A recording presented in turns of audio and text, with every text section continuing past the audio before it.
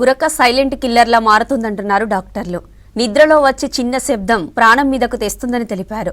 గుండెపోటుతో పాటు అనేక అనారోగ్య సమస్యలకు గురక కారణమవుతుందని హెచ్చరిస్తున్నారు.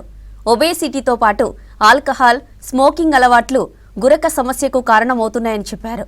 ప్రపంచవ్యాప్తంగా 100 కోట్ల మంది గురక బాధితులున్నారన్నారు. గురక రాకుండా తీసుకోవాల్సిన జాగ్రత్తలు, చికిత్సపై ఈఎన్టీ స్పెషలిస్ట్ డాక్టర్ షమితతో శ్రీశైలం ఫేస్ టు ఫేస్.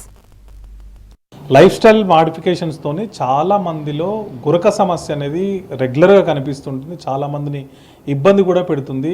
వాళ్ళ పక్కన పడుకోవాలన్నా, ఆ పరిసరాల్లో ఉండాలన్నా కూడా మిగతా అందరు కూడా ఇబ్బంది పడడం మాత్రమే ఆలోచిస్తాం. కానీ అంతకు మించి గురక సమస్య ఉన్న వారిలో ఒక్కోసారి ప్రాణం మీద కూడా వస్తుందనేటువంటి సర్వేలు బయట పెడుతున్నాయి. దాన్ని అలాగే వదిలేయడం వల్ల ఒక్కోసారి గుండెపోటు రావడం కానీ ఇతర అనారోగ్య ముప్పు కూడా ఎదుర్కొనే అవకాశం ఉంటుందని చెప్పి వైద్య నిపుణులు హెచ్చరిస్తారు. దీనికి సంబంధించి మనతో పాటు మాట్లాడేందుకు ఈఎన్టీ స్పెషలిస్ట్ డాక్టర్ షమిత ఉన్నారు. ఆమెను అడిగి మరిన్ని డీటెయిల్ తెలుసుకుందాం. అంటే ముందుగా అసలు జనరల్గా కూడా గురక చాలా మందిలో కనిపిస్తుంది. ఒక్కో రీజన్ చెప్తుంటారు. చాలామంది జాగ్రత్తలు కూడా చెప్తుంటారు. హోమ్ రెమెడీ కూడా రిఫర్ చేస్తుంటారు. అసలు ఇన్ జనరల్గా గురక అనేది ఎందుకోసం వస్తుంది? సో బేసిక్గా గురక అంటే దాన్ని మనం సైంటిఫిక్గా అబ్స్ట్రక్టివ్ స్లీప్ యాప్నియా అంటాం. అంటే అబ్స్ట్రక్షన్ అంటే దీనివల్ల ఒక బ్లాకేజ్ జరుగుతుంది. స్లీప్ యాప్నియా, నిద్రలో గాలి అనేది బ్రెయిన్కి అందట్లేదు. ఇది అనేది మనకు పిల్లల నుంచి ఏజ్డ్ వాళ్ళ మధ్యలో కనపడుతూ ఉంటుంది. సో యూజువల్ పిల్లల్లో కూడా కనపడుతుంది. పిల్లల్లో కూడా చాలా కామన్గా కనపడుతూ ఉంటుంది. సరే, పిల్లల్లో ఎందుకు కనపడుతుంది అంటే యూజువల్ బేసిక్ చెప్తాను. గురక అనేది మనకు అబ్స్ట్రక్షన్ అంటున్నాం కదా. అబ్స్ట్రక్షన్ అనేది 3 ప్లేసెస్లో మెయిన్గా అవుతూ ఉంటుంది. ఫస్ట్, నోస్, ముక్కు నుంచి వెనక వైపు గాలి తీసుకుంటుంటే ముక్కులో ఈ మధ్యలో సెప్టమ్ అంటాం, బొక్క, అది క్రాస్ ఉండడం వల్ల. సైడ్స్కి టర్బినెట్స్ అంటాం. కొన్నిసార్లు దాని ఓవర్ యాక్టివిటీ వల్ల సైజ్ పెరిగిపోయి పర్మనెంట్గా ఫిక్స్ అయిపోతుంది. టర్బినెట్ హైపర్ట్రోఫీ అంటాం దానివల్ల. ఇదేమో పెద్దల్లో. పిల్లల్లో వచ్చే వరకు వెనక్కి వెళ్తే అడినాయిడ్స్ అని ఉంటాయి అనమాట. అడినాయిడ్స్ అండ్ టాన్సిల్స్ అవి పెరిగిపోతుంటే అక్కడ అబ్స్ట్రక్షన్ రావడం వల్ల గురక వస్తూ ఉంటుంది. ఇది నోస్ 1 పార్ట్ అయితే, మౌత్, నెక్, ఈ నుంచి అంటే ఓరల్ క్యావిటీ అండ్ ఫారింగ్స్ అంటాం అనమాట. దీంట్లో ఎక్కడన్నా ఇబ్బంది రావడం, ఫర్ ఇన్స్టెన్స్ మ్యాండిబుల్ అంటాం. ఈ దవడ ఏదైతే ఉంది కదా, కొందరికి చిన్నగా ఉంటుంది, వెనక్కి ఉంటుంది. So position of tongue, anatomy అనేది డిఫరెంట్గా ఉండడం వల్ల గురక వస్తూ ఉంటుంది. టంగ్ కొంచెం లావుగా ఉంటుంది, అంటే నార్మల్గా మజిల్ థిక్గా ఉండడం వల్ల. లేకపోతే టంగ్ వెనక లింగ్యువల్ టాన్సిల్స్ అని ఉంటాయి, అవి పెరగడం వల్ల. నార్మల్ టాన్సిల్స్ ఏవైతే ఉన్నాయో అవి సైజ్ పెరగడం వల్ల, ఇవన్నీ ఉండడం వల్ల వస్తూ ఉంటుంది. ఇవే కాకుండా ఇవన్నీ మనకి అనాటమికల్గా డిఫరెన్సెస్. సెకండ్ థింగ్ ఏంటంటే, ఫస్ట్ అండ్ ఫార్మోస్ట్ వచ్చేదంటే నెక్ సర్కంఫరెన్స్. అంటే ఈ చుట్టూన్న పెరిఫరల్ ఫ్యాట్ అనేది ఎక్కువ ఉండిపోయింది అనుకోండి, అప్పుడు obstruction. Just for instance simple ఎగ్జాంపుల్లో చెప్పాలంటే, మన ఎయిర్వే ఈజ్ అ పైప్. నార్మల్గా మనం ప్లంబింగ్ పైప్ లాగా ఊహించండి.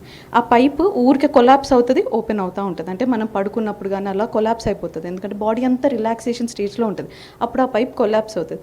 ఆ ఆల్రెడీ కొలాప్స్ అవుతున్న పైప్కి చుట్టుపక్కల ఫ్యాట్ కానీ ఏదైనా ఎక్స్ట్రా అబ్స్ట్రక్షన్ కానీ ప్రెషర్ కానీ పడితే అది ఇంకా కొలాప్స్ అయిపోతుంది. సో ఈ అబ్స్ట్రక్షన్ అనేది యూజువలీ నైట్లో ఎందుకు ఎక్కువ అవుతుంది, డేలో ఎందుకు ఉండదు అని అంటే, స్లీప్ పడుకున్నప్పుడు మన body goes into relaxation state. బాడీలో మజిల్స్ అన్నీ రిలాక్స్ అయిపోతాయి. సో మన ఓరల్ క్యావిటీ, నెక్లో ఉన్న మజిల్స్ అవి కూడా రిలాక్స్ అవుతాయి. ఈ రిలాక్స్ అయ్యే స్టేజ్లో సడన్గా పక్క నుంచి కూడా ఏదైనా అబ్స్ట్రక్షన్ వస్తే, చుట్టుపక్కల నుంచి అబ్స్ట్రక్షన్ వస్తే ఇంకా అబ్స్ట్రక్షన్ అయిపోయి గాలి అనేది బ్రెయిన్కి అందదు. అందకపోతే బ్రెయిన్కి సిగ్నల్స్ వస్తుంది, నా గాలి అందట్లేదు అని. సడన్గా it will start fight or flight response. అంటే నా గాలి అందట్లేదు అని ఒక ఫైట్ ఆర్ ఫ్లైట్ రెస్పాన్స్లోకి వెళ్ళిపోయి బాడీ మీద ఎఫెక్ట్ పెడుతుంది. ఫస్ట్ హార్ట్కి ప్రెషర్ పెడుతూ ఉంటుంది, పంప్ కొట్టు, నువ్వు గట్టిగా కొడతా ఉంటే నాకు అనేది గాలి వస్తుంది. సో అప్పుడు హార్ట్ బీట్ పెరిగిపోతూ ఉంటుంది. సడన్గా నిద్ర నుంచి లేవడం, అంటే నువ్వు నా గాలి అందట్లేదు అన్నట్టు సడన్గా లేవడం. So those are call apnoeic episode. Hypopnoea, apnoea అని ఉంటుంది అనమాట. సడన్గా కొద్దిగా గాలి తగ్గుతుంది. ఇంకా యాప్నియా అంటే కంప్లీట్ గాలి రావట్లేదు బ్రెయిన్కి, సడన్గా నిద్రలు లేస్తాం. ఇవన్నీ అనేవి అవుతూ ఉంటాయి బాడీలో. అదే కాకుండా హార్మోనల్ ఇంబ్యాలెన్స్ కూడా వస్తూ ఉంటుంది. ఎందుకంటే బాడీ సడన్గా యాక్టివ్ స్టేట్లో ఉంది కదా. అంటే night is suppose to be for sleep, purely for sleep and rest. ఆ రెస్ట్ ఫేస్లో కూడా బాడీ అనేది హైపర్ యాక్టివ్ స్టేట్లో ఉంటూ ఉంటుంది. మీ హార్ట్ ఎక్కువ వర్క్ చేస్తూ ఉంటుంది, మీ బాడీ ఎక్కువ వర్క్ చేస్తూ ఉంటుంది, కిడ్నీ ఎక్కువ వర్క్ చేస్తూ ఉంటుంది, increase in episodes of urine కూడా ఎక్కువైపోతూ ఉంటాయి అన్నమాట. సో బాడీలో ఇవన్నీ జరుగుతూ ఉంటాయి. అంటే దీనికి ఒబేసిటీ కూడా కారణం అంటుంటారు. ఒబేసిటీ కానీ ఇంకొకటి అంటే ఎక్స్టర్నల్ సైడ్ నుంచి దీనికి రీజన్స్ ఏముంటాయి? సో ఎక్స్టర్నల్ సైడ్ నుంచి రీజన్ అంటే ఇప్పుడు ఈ మధ్యకాలంలో ఒబేసిటీ పెరుగుతుంది. సో నేను ఎలా అయితే చెప్పానో, ఎక్స్టర్నల్ అబ్స్ట్రక్షన్ వల్ల ఆల్రెడీ కొలాప్స్ అయ్యేదాన్ని మనం ఇంకా బయట నుంచి ఎక్కువ కొలాప్స్ చేసినాం అనుకో నిద్రలో, అది అవుతుంటుంది. ఎందుకు?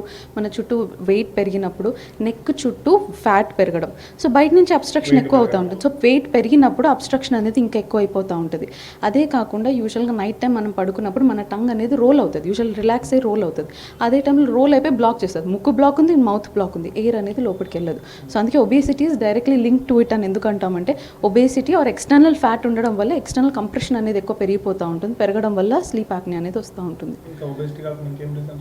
యూజువల్గా అంటే ఇప్పుడు పిల్లలు చెప్పాను అడ్నోటాన్సిల్స్ అనేవి ఒక రీజన్ ఉంటుంది, ఒబేసిటీ ఒకటి ఉంటుంది. మేజర్గా ఈ మధ్య కాలంలో స్లీప్ యాప్నియాకి one of the major reasons is ఇది. ఇంకొకటి అనాటమికల్, జెనెటిక్గా కూడా ఉంటుంది. జెనెటిక్ అనాటమిక్ ఎలా అంటామంటే ఇప్పుడు చెప్పాను చిన్న మ్యాండిబుల్ ఉండడం, అంటే దవడ అనేది చాలా చిన్నగా ఉండిపోవడము, ఆర్ అనాటమికల్గా నోస్లో బోన్ అనేది క్రాస్ ఉండిపోవడము, సైనసైటిస్ లాంటివి ఇట్లాంటివి ఉండడం వల్ల కూడా వస్తూ ఉంటుంది అనమాట. సో ఈ గురకని ఇట్లాగే వదిలేస్తే కనుక మీరు ఇందాక అన్నారు హార్ట్ బీట్ పెరుగుతుంది అని, అట్లాంటి టైంలో హార్ట్ స్ట్రోక్ వచ్చేటువంటి ఛాన్స్ ఉంటుందా? దాంతోపాటు ఇంకేమైనా అనారోగ్య సమస్యలు గురకతో పాటు వచ్చేటువంటి అవకాశం ఉంటుంది? సో ఫర్ ఇన్స్టెన్స్ ఇప్పుడు బ్రెయిన్ మనకు ఫస్ట్ చెప్పుకుంది ఏంటంటే హైపాక్సియా, అంటే మనకు బ్రెయిన్కి తక్కువ బ్లడ్ అనేది పోతూ ఉంటుంది.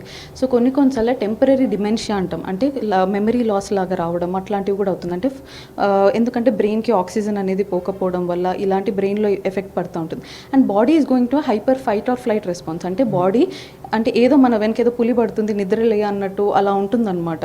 అలా ఉన్నప్పుడు అన్ని ఆర్గన్స్ అన్నీ హైపర్ ఫంక్షనింగ్ చేస్తూ ఉంటాయి. హార్ట్ మీద ప్రెషర్ పడుతుంది, హార్ట్ మీద ఫస్ట్ అండ్ ఫార్మోస్ట్ అన్నిటికన్నా పెద్దగా ఫస్ట్ ఎఫెక్ట్ అయ్యేది హార్ట్ మీద ప్రెషర్ పడ్డప్పుడల్లా ఏమవుతుంది, హార్ట్ అటాక్, అరిథ్మియాస్ అంటాం, అంటే గుండె దాన్ని కొట్టుకోవాల్సిన రిధంలో కాకుండా రాంగ్గా కొట్టుకోవడం కానీ, లేకపోతే రైట్ సైడ్ హార్ట్ ఫెయిలియర్లోకి వెళ్తుంది, లంగ్స్ మీద ఎక్కువ ప్రెషర్ పడిపోయి అలా వెళ్తుంది. ఆల్కహాల్ తీసుకోవడము, అదేవిధంగా స్మోకింగ్ చేయడం వల్ల గురక సమస్య పెరుగుతుంది తప్ప తగ్గదు. దాంతోపాటు ఇవన్నీ మానేస్తూనే కొంచెం లైఫ్ స్టైల్లో మాడిఫికేషన్ చేసుకోవడం వల్ల గురక సమస్యను తగ్గించుకోవచ్చని, లేదంటే కనుక తీవ్రమైనటువంటి గుండెపోటు లాంటి సమస్యలు కూడా వచ్చే అవకాశం ఉందని చెప్పి హెచ్చరిస్తున్నారు. కెమెరామెన్ అశోక్తో శ్రీశైలం, V6 న్యూస్, హైదరాబాద్.